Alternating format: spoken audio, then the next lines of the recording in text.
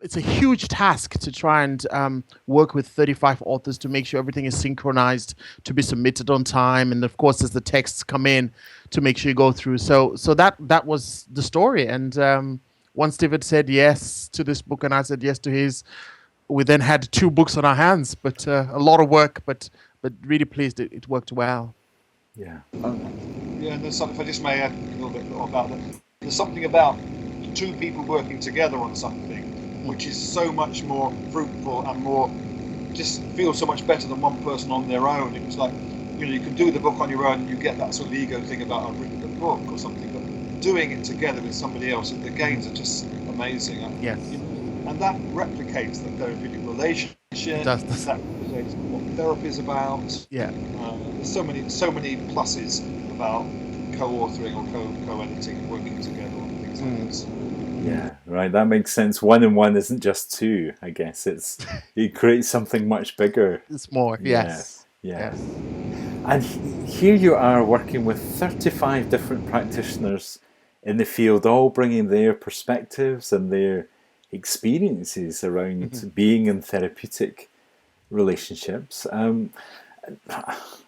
There's loads to talk about, but I just wonder, as you read their work, was there anything that surprised you, or that you maybe thought, I didn't expect to see that about the therapeutic relationship? Maybe something you were taking away new, or? Can I start on that one, Divine? You can, please do, yes. I was deeply impressed by the commonality that now exists across the different modalities of therapy, across the different types of group therapy, individual therapy, family therapy, psychiatry, about the commonalities. And people will talk about Carl Rogers, people will talk about the therapeutic conditions as a matter of course, whereas maybe 10 years ago it would have been deeply divided, the profession, in that respect. So I think there has been a real movement forward in that, and so I think just about virtually every chapter of our book you will see elements of the core elements of relationship that we hold to be so important. Divine? Yeah, I suppose as Steve was speaking, and from reading the chapters many times, one of the things that we started with, which Steve really was instrumental in, is in saying, rather than authors writing at free will, was to make the book synchronized by having similar subtitles, so that every specialist who was writing, although writing in their field, would write to the same subtitles. So, they would introduce the modality and the theory that underpins it, and then they would focus on the therapeutic relationship.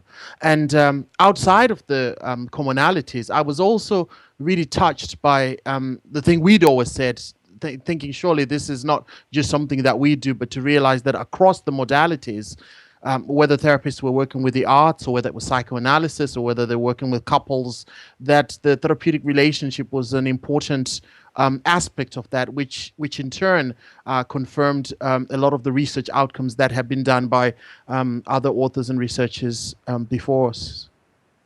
So really pleased with that.